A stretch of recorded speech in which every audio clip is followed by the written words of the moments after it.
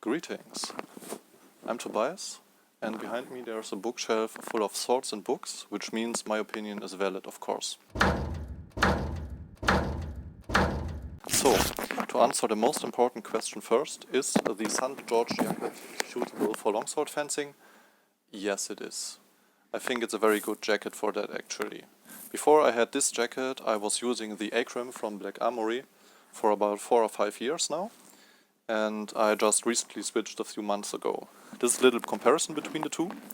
First and foremost, the most notable difference, of course, is the neck protection.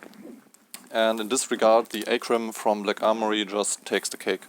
There is no better neck protection for longsword than this, because you see, it got like 3 big blade catchers, and also this additional protection here, which you're gonna be really glad about when a thresher hits your neck at full force. I promise, there have been plenty of occasions when I was really happy about it. On the other hand, the St. George jacket has just this little blade catcher right here, which feels more like a last resort than an actual protective measure. So it gets much more important to have a very good protective equipment underneath. So, in the other regards, both jackets are, well, I would say quite light, so comparatively light, and also very nimble. So, especially in the St. George jacket, you have a really good free range of motion, because it's light, and the it has a light stretch in the fabric. So honestly, after a while, you're gonna forget you're wearing a fencing jacket at all, which is a very good thing. So you're gonna be nimble and light while fencing.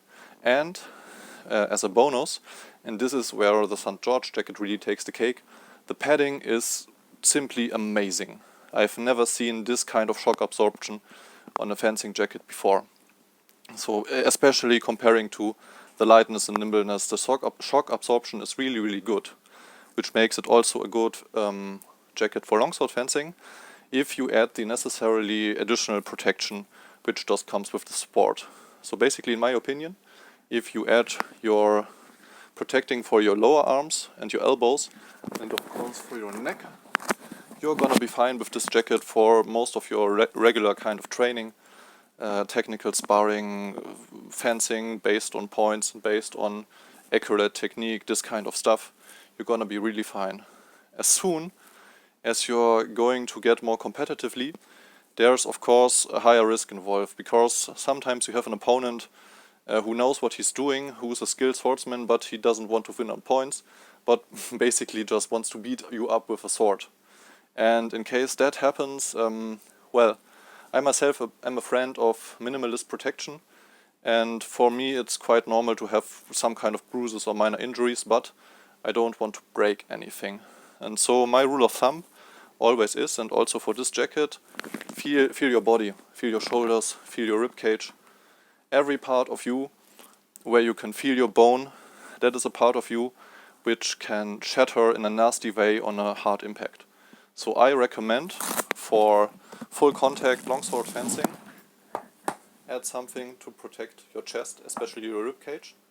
And also I would recommend add something to protect your shoulders. Because although the padding is really, I can't stress this enough, really amazing, if you can hear me right, there's like these stitches on the shoulders where the padding gets quite thin. And also the padding might be enough, but maybe not so much in a full contact hit, because there's like this much padding between your bone and the impact. So maybe you want to add something, it doesn't need to be much, just something like this on your shoulders, and you're gonna be fine, because all the other parts of your body are really quite well protected with this jacket. Yeah, basically that's my opinion. There's one aspect, of course, which I cannot compare, and that's a very important one: longevity. Because you see, this jacket has gone through an extensive amount of wear and tear, like regular training, hard sparring, tournaments, everything, for nearly 5 years now, and there's no sign of material fatigue so far. It's just as good as it was when I got it first. And well, if this jacket can withstand the test of time equally or better than the Arcem, I have no idea. So basically I'm gonna tell you in 5 years from now. And until then, I wish you the best of luck, have fun, and goodbye.